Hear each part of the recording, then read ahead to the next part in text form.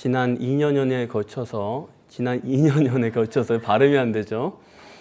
2년에 걸쳐서 95회 마가복음 강해의 오늘 마지막 날이 됩니다. 대단원의 막을 내리게 됩니다.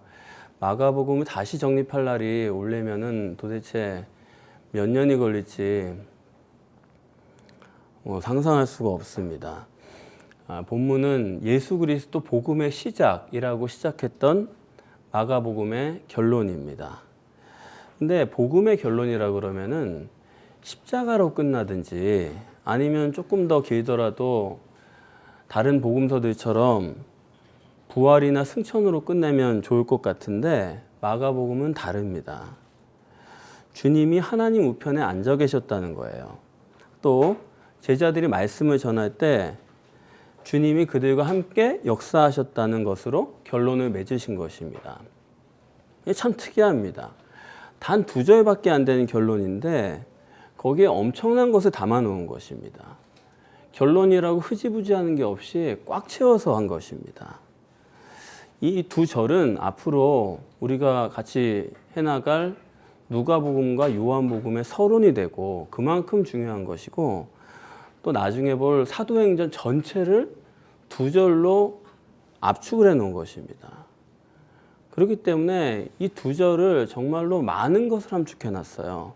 그런 것들을 뺀다 하더라도 이 짧은 2절에 어마어마한 성경적인 신학적인 주제들이 담겨 있습니다. 상당히 좀 어려운 내용이라고 저는 생각을 했는데 오늘 우리가 하는 데까지 함께 정립을 해보려고 합니다.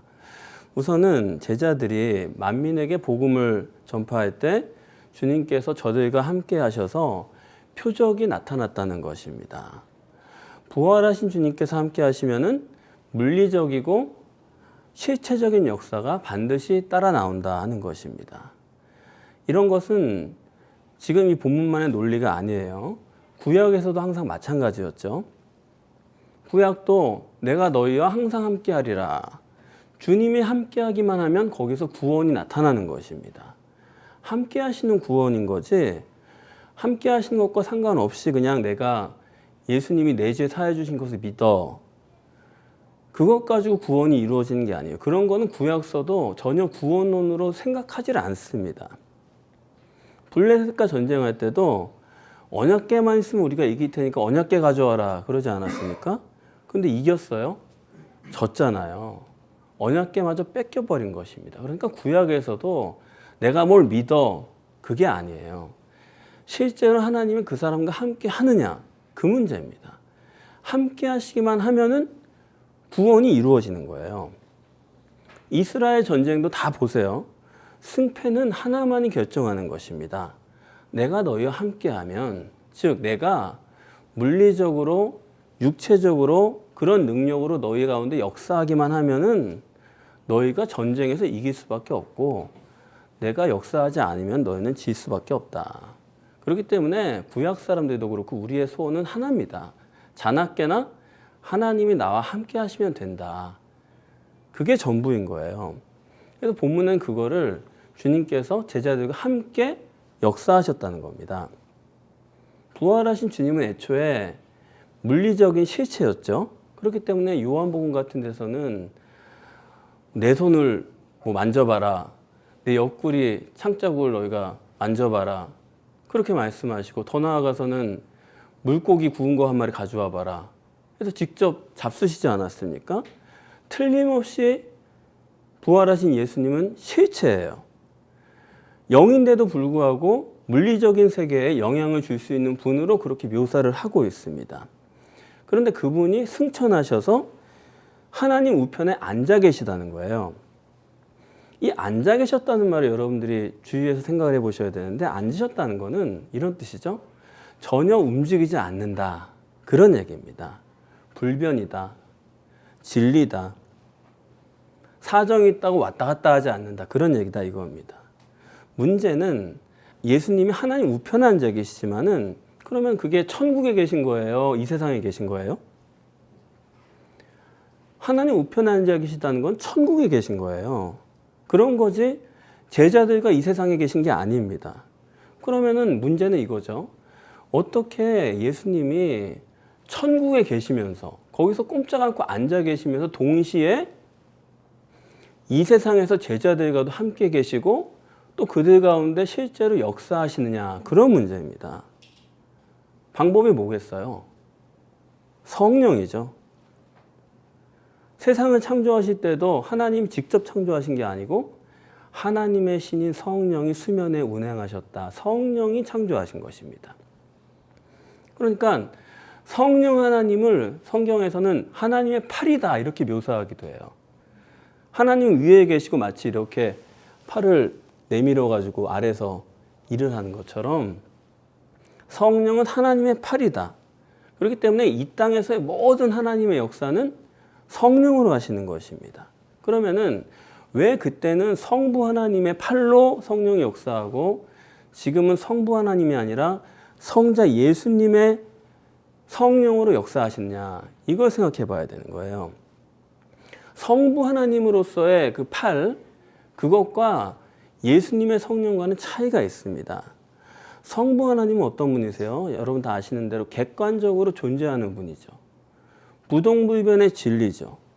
보좌에서 꼼짝도 않는 분이죠. 심지어 보좌라고까지 불리는 분입니다. 그분은 진리고 공의예요. 그렇기 때문에 그분은 누구 사정을 봐주지 않습니다.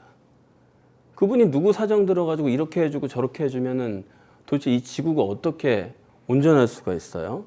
그렇기 때문에 하나님은 공의예요. 성부 하나님은 내가 잘하면 복 주고 못하면 벌을 줍니다. 그렇게 역사를 하는 분이에요. 하나님이 인간의 사정 봐주고 그렇게 하는 분이 아니다 이거예요. 다시 말하면 뭐냐? 하나님은, 성부 하나님은 인간과는 교제를 안 합니다. 해봤자 소용도 없고 해서도 안 돼요. 그러면은 돌아가질 않는 것입니다. 근데 그러면 우리는 상관도 없는 분인데 왜 성부 하나님이 그렇게 중요하냐? 그분은 왜 찬양하느냐? 그건 왜 그러냐면 언제든지 성부 하나님이 먼저 하시기 때문이에요. 내가 언제 창조할까? 그걸 누구한테 물어보는 분이 아닙니다. 먼저 창조를 시작하시는 거예요. 그러면 뒤따라오는 거예요. 또 출애굽할 때도 모세한테 물어본 거 없어요. 이렇게 너 해라 시키고 하나님이 그냥 밀고 나가시는 것입니다. 일방적이에요. 성부 하나님은 항상 먼저 역사하시는 분이고 이 먼저 역사하시는 성부 하나님의 속성 때문에 예정론이라는 것도 나온 거예요. 미리 누구에게 상의 없이 정하신 것입니다. 그렇기 때문에 여러분 중에 어느 누구도 성부 하나님의 이 선지하시는 역사 없이는 누구도 우리가 믿음에 다다를 수가 없는 거예요. 그래서 이러한 성부 하나님의 선지하시는 선행하는 역사를 그 속성을 일컬을 때 우리가 엘로힘적이다 그렇게 얘기를 하는 거예요. 엘로힘 하나님이다. 그래서 성부 하나님은 객관적인 신으로서 저기 계시고 그런 분, 창조주이기 때문에 우리가 피조물로서 경배와 찬양을 그분께 돌리는 거예요. 우리의 구원을 계획하셨기 때문에 천국에 갈 것을 하나님께서 애초에 생각하셨기 때문에 참 대단한 계획이다 하면서 그분께 찬양과 경배를 돌려드리는 거지 우리의 기도의 대상은 아니에요. 기도한다고 그걸로 생각을 바꾸시는 분이 아니에요.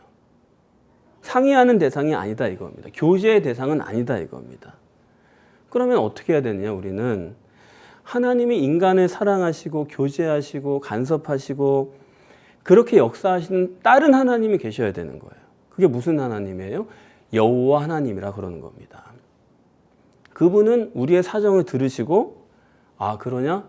그럼 이렇게 한번 해보자. 나랑 같이 해보자. 거기까지는 힘드냐? 그러면 조금 조정을 해보자. 이렇게 맞춰주는 하나님이에요. 그런 하나님을 여호와 하나님이다 성경은 계시하고 있습니다. 그래서 아말렉 전투할 때나 이스라엘의 모든 전쟁을 보시면은 야 가만히 있어봐라 내가 다 때려 부술 거니까 너희는 아무것도 하지 마라 그러질 않아요. 모세가 손을 들면 이기고 손을 내리면 전쟁에서 지고 다 그런 식이죠. 내가 너희와 함께하는 것을 믿고 직접 나가서 싸워라. 내가 도와줄 테니까 믿고 나가봐라. 그런 식으로 계속 관계성을 만들어 가시는 분이 여호와 하나님입니다. 근데 문제는 여호와적인 이 하나님, 이 하나님께서 우리와 관계를 맺어 나가실 때 그 관계를 맺는 형태가 어떠느냐 그걸 좀 생각해 봐야 되는데, 예컨대 예레미야서 31장 31절 34절 그 구절을 보시면은 거기서 여호와 하나님이 신랑으로 존재해요. 우리의 신랑으로 나옵니다. 그러면서 하시는 말씀이 내가 애굽에서 너의 손잡고서 나오겠다 그래요. 신랑이 신부 손잡고 나왔다 이거예요. 주님 손잡고 나갑니다. 좋은 표현이지만은 그거는 어디까지나 구약입니다. 그 말은 하나님이 내 밖에 계시다는 얘기예요. 옆에 계시고 손도 잡았는데 어디까지나 나랑은 분리된 존재예요. 그래서 주님이 눈에 보이기만 하면은 옆에 계시더라도 아우 좀 일로 오세요 해가지고 땡기든지, 아우 제가 좀 갈게요 해가지고 안기든지 뭐 이럴 수가 있는 건데 안 보이시잖아요. 그렇기 때문에 사람이 주님이 바로 옆에 계셔도 사람이 하나님을 믿고 살기가 어려운 겁니다. 그렇게 살지를 못해요. 그렇기 때문에 자꾸 실패를 하고 엇나가고 믿음이 사라지고 그렇게 되는 것입니다. 그렇기 때문에 하나님께서는 안 되겠다. 아예 그 속으로 내가 들어가 버려야겠다. 내가 책임을 져버려야겠다. 이렇게 생각을 바꾸신 겁니다. 그게 본문에서 말씀하는 함께하사예요. 헬라어로 순에르고, 둘이 하나가 됐다. 한 몸의 결혼 사이가 됐다. 그 얘기입니다. 그래서 바깥에서는 신앙도 안 되고 삶도 살 수가 없어요. 제대로 안 되기 때문에 전능하신 하나님이 아예 사람 속으로 들어오셔서 내가 하나님을 알고 믿게 하도록 좋은 환경을 만들어주고, 그래서 17절도 그렇고 본문도 마찬가지입니다. 하나님이 들어오시면 어느샌가 내 자신이 하나님 같은 사람이 되는 거예요. 하나님 들어오시면은 책임을 져버리니까 나도 모르는 사이에 능력이 나타나요. 나도 모르는 사이에 깨달아지는 게 있어요. 나도 모르는 사이에 알아져요. 그러니까 나 자신이 갑자기 능력의 사람이 되는 거예요. 옆에서 뭘 하시는 게 아니에요. 내 속에 들어와서 나와 한 몸 돼서 그 일을 하시다 보니까 이게 하나님이 하시는 건지 내가 하는 건지 헷갈릴 정도로, 구분이 안 갈 정도로 된다 이겁니다. 그래서 주님의 이름으로 귀신을 쫓고 새 방언을 말하고, 이것도 내가 하는 게 아니에요. 내 속에서 주님이 역사하시다 보니까 마치 내가 하는 것처럼 나타나는 것뿐이죠. 내가 완전히 달라진 겁니다. 뱀을 짚고 독을 마셔도 해를 받지 않고, 내가 손을 얹으면 병든 자가 낫고, 다른 모습으로 부활하신 주님이 곧 성령이 내 속에 들어와서 나와 결혼해서 한 몸이 되면은 단일체가 된 거예요. 그때부터는. 그게 바로 오늘 본문의 함께입니다. 그 함께, 단일체가 된 게 바로 우리를 구원하는 것이요, 우리가 실제로 믿는 믿음의 내용이 되는 것입니다. 그런데 왜 이런 것이 예수님이 하나님 우편에 앉으셔야만 가능해지느냐? 아까도 말씀드렸듯이 성부 하나님은 객관적인 하나님이시기 때문에 부동불변이고 공의의 하나님이고, 내가 잘하면 상 주고 못하면 벌 주는 그런 하나님이에요. 그래서 그분과 우리가 뭘 해나가다 보면은 되는 일이 없어요. 상 여러 번 받으면 뭐합니까? 벌도 여러 번 받는데 도대체 되는 게 진전이 없는 거예요. 그래서 하나님 우편에 앉으셨다는 것은 이번에는 공의 하나님이 아니고 이제 그 자리를 대신하는 겁니다. 공의 하나님이 아니고 사랑의 하나님이, 공의 하나님을 거쳐서 사랑의 하나님이, 중간에 중보자가 한 분 계신 거예요. 그래서 중간에 계신 분을 통해서 성령이 우리 속에 들어오셔서 성령을 통해서 우리가 하나님과 결합이 이루어집니다.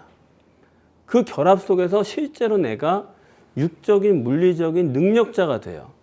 거기서 지혜도 나오고 지식도 나오고 그리고 능력도 나오고 신비한 사건도 거기서 풀어지기 시작하는 것입니다.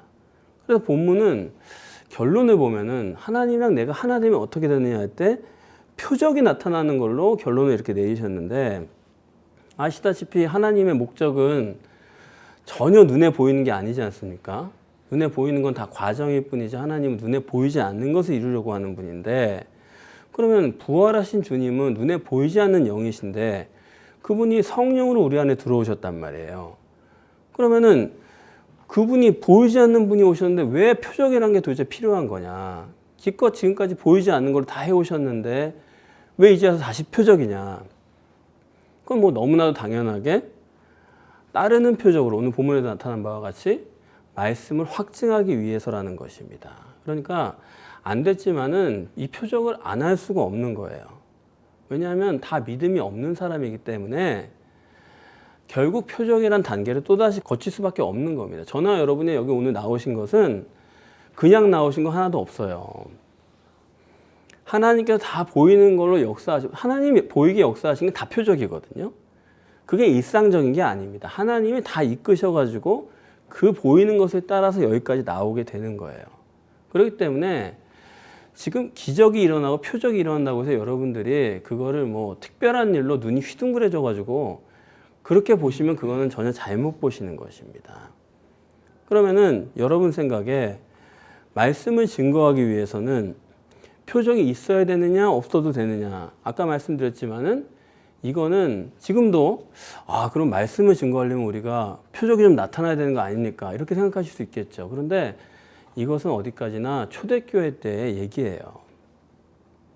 물론 지금도 선교사가 오지 같은 데 가가지고 정글에서 선교하고 그러면은 엄청난 일들이 지금도 일어나기는 합니다. 그러나 지금 우리 한국 사회에서 기독교가 이만큼 되어 있는 사회에서는 표적이 나타나는 교회가 있어요. 있는데 그런 교회는 말씀이 형편없는 교회다. 그렇게 생각하시면 틀리지가 않습니다. 그러니까 말씀이 정립이 잘 될수록 표적은 없어져요. 그게 뭐 서운하실 수도 있겠지만 그런 거예요. 그래서 다윗을 보면은 한평생 표적이 없잖아요. 한 개의 표적도 없습니다. 그 사람의 인생에. 왜 그러냐? 마음이 합한 자니까요. 하나님이랑 내가 마음으로 다 통하고 다 얘기가 되는데 표적이 뭐가 필요해요? 그거는 하나님 모를 때 간접적으로 하나님인가? 이런 식으로 찾아가는 거죠. 그렇지 않습니까? 그렇기 때문에 여러분이나 저한테는 표적이 있으면 원칙적으로는 안 되는 겁니다. 말씀 정립하고 그걸 가지고 기도하고 행할 때 그 다음에 우리에게 이루어지는 인도나 하나님의 응답의 풍성함이 커지는 거지, 거기에 뭐 깜짝 놀랄 만한 일들이, 기적적인 사건들이 나타나고 신기한 뭐 어디 나타나는 그런 일들이 있다.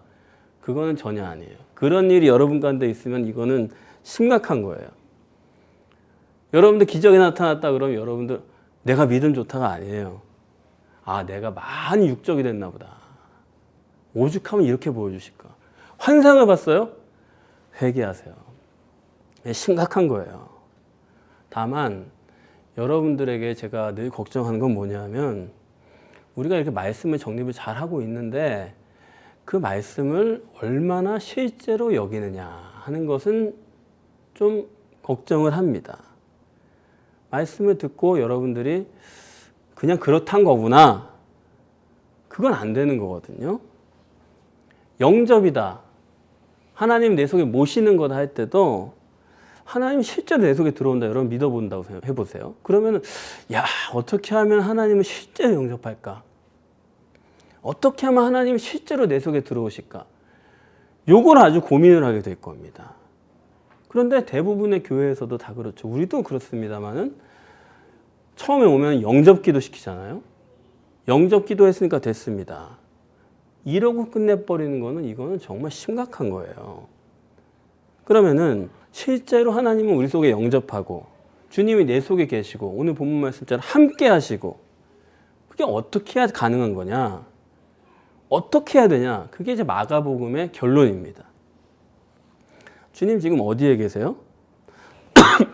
하나님 우편에 앉아 계시죠. 제가 목이 좀 안 좋습니다. 죄송합니다. 하나님 우편에, 여기에 많은 게 들어있는 거예요. 이 한 구절에.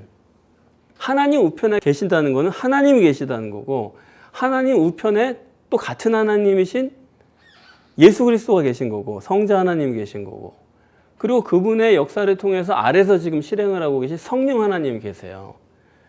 그러니까 사람들이 이걸 잘 몰라 그렇지 이 구절 하나에 삼위일체가 여기 다 들어있는 겁니다. 다 나타나 있어요. 삼위일체 하나님이 지금 거론이 되고 있습니다. 그런데 이 세 분은 지금 여기만 보더라도 셋이 다 다른 분이에요. 능력도 다르고 성품도 다르고 속성도 다르고 하는 일도 다르고 다 다른 분이에요. 셋은 전혀 다른 분이에요. 그런데 하나다 이거예요. 어떻게 이게 가능하냐? 완전 화목이에요. 성부, 성자, 성령 하나님은 속성이 전혀 다른 분이에요. 별개의 존재입니다. 그런데도 그분들이 분리할 수 없는 하나의 존재로 완전하게 하나 되어 있어요. 유일한 방법은 완전한 화목이죠. 각 신이, 완전한 신이 개별적으로 다니는 게 쉽지 완전한 자들이 셋이 한꺼번에 하나 되는 거는 그건 보통 어려운 게 아니에요. 그런 화목은 완전하지 않으면 불가능한 겁니다. 그렇기 때문에 삼위일체론 이 자체가요. 구원론을 보여주는 거예요. 주님께서 하나님 우편에 앉으신 것처럼 뭐예요? 우리도 그분 우편에 앉아야 된다 이거예요. 완전한 두 분이 바로 옆자리에 같이 앉을 만큼 같은 하나님인데 옆에 가서 조용히 앉을 만큼 두 분은 화목한 거예요. 우리도 그 옆에 같이 앉을 만큼 그런 사이여야 된다 이 얘기예요. 그게 영접의 방법이고 하나님을 내 속에 모셔드리는 방법이에요. 완전한 방법이에요. 그래서 요한복음 17장 22절에 보더라도 우리가 하나 된 것 같이 저희도 하나 되게 하려 함입니다. 그분들이 하나 된 것 같이 이 사람들도 같이 하나 되게 하려고 합니다. 완전 화목으로 성부, 성자, 성령이 하나 된 것처럼 단일체가 된 것처럼 그분이 우리 속에 들어오셔서 임마누엘 하시는 것도 완전한 화목이어야 되는 거예요. 완전하지 않으면 안 되는 거예요. 완전한 화목이 아니면 하나님 내 속에 들어오실 수가 없는 거예요. 함께 하사가 적당히 함께 하사가 아닙니다. 그냥 그렇다는 얘기가 아니에요. 완전한 거여야 되는 거예요. 그게 우리의 조건이에요. 그 말은 뭐냐면 우리가요 자기 확신 갖고 나 자신을 강화하고 여러분 육체적으로 도덕적으로 인간관계적으로 강화하고 그렇게 해가지고 하나님과 화목할 사람은 없다 이겁니다. 같은 하나님도 그 하나님 옆자리에 가서 조용히 앉는 거예요. 같이 앉는 거지 저리 비켜요 내가 앉을 테니까 그런 게 없다 이거예요. 그러니까 자기를 강화하면 강화할수록 여러분 육체를 강화하면 강화할수록 여러분은 하나님과 화목하기가 점점 힘들어지는 거예요. 그러니까 세상이 완전히 미친 거죠. 자기를 강화하는 쪽으로 계속 가니까 기독교가 미친 거죠. 자꾸 너 강화하라고 자꾸 그렇게 시키잖아요. 세상이 지금 미쳐가고 있는 거예요. 삼위일체란 말 자체가 뭡니까? 성부, 성자, 성령은 다른 속성인데 근데 그분들이 분리할 수 없는 하나다. 그거를 그 자체를 지금 외면해 버리는 거예요. 삼위일체 하나님이 완전한 분리할 수 없는 화목으로 유일신으로 존재하고 계신데 우리도 마찬가지로 주님과 완전히 하나가 돼가지고 단일체가 되어야 되는 거예요. 그거 아니면 안 되는 겁니다. 그런데 그렇게 되는 데 있어 걸림돌은 뭐냐 하면 주님이 승천하시기 전에 한 가지 걱정하신 게 있는 거예요. 그게 뭐예요? 죄의 문제가 아니에요. 죄 때문에 너희가 하나님과 멀다는 게 아니에요. 그런 가르침이 절대 아닙니다. 뭐가 문제냐? 자기 고집이 문제인 거예요. 자기 주장이 문제인 거예요. 그동안은 자기 경험이 문제인 거예요. 뭐가 됐든. 그리고 자기 마음대로가 문제인 거예요. 하나님과 화목이 안 되는 거예요. 그래서 히브리서 11장 8절에 보면 아브라함은 갈 바를 모르고 떠났다는 거예요. 그 짧은 한 구절이 상상을 초월하죠. 가라 그랬는데 갈 바를 몰라요. 어디로 갑니까? 그런 게 아니에요. 가라 그러니까 그냥 집을 나선 거예요. 동서남북이 없는 거예요. 그냥 가는 거예요. 그 정도가 아니면은 하나님과 화목할 수가 없는 겁니다. 제가 몇 달 전에 올 2023년에는 여러분 다시 우리가 율법적 신앙으로 돌아가서라도 우리 자신을 죽입시다. 죽여야 됩니다. 다시 다듬어야 됩니다. 그런 말씀을 드린 적이 있어요. 어떠세요?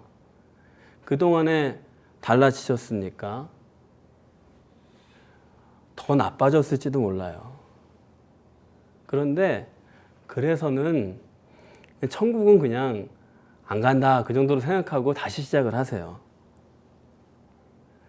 오늘 본문에 주님이 하나님 우편에 앉아 계시다고 했는데 이건 뭐냐? 성령 시대를 뜻하는 거 아닙니까? 주님이 앉아 계신 동안만 성령이 역사하세요. 주님이 앉아 계실 동안만 구원의 시대예요. 주님이 일어나시면은 구원의 시대는 끝난 거예요. 그때는 심판하러 오시는 것입니다. 주님이 우편에 앉아 계실 동안만 구원의 시대입니다. 그런데 제가 볼 때는 주님이 가까이 오실 날이, 일어서서 오실 날이 점점 다가오고 있어요. 우리는 하루빨리 보혜사 성령으로 완전한 화목을 이룰 뿐 아니라 예수 심장으로 하나님의 소원인 모든 족속에게 참 복음을 전해서 주님께서 함께 하시는 능력자로 이 세상에 나타나야 될 것입니다. 여러분들 땅끝까지 복음 전파를 하시는 사명을 다하고 저 천국에서는 정말 저와 여러분이 주님과 바로 옆자리에 앉기를 원합니다. 멀리 앉으면 안 돼요. 우리 다 주님의 우편에 다 겹쳐서 앉을 수 있는 그런 십자가 사랑교회 성도들이 되시기를 축복합니다.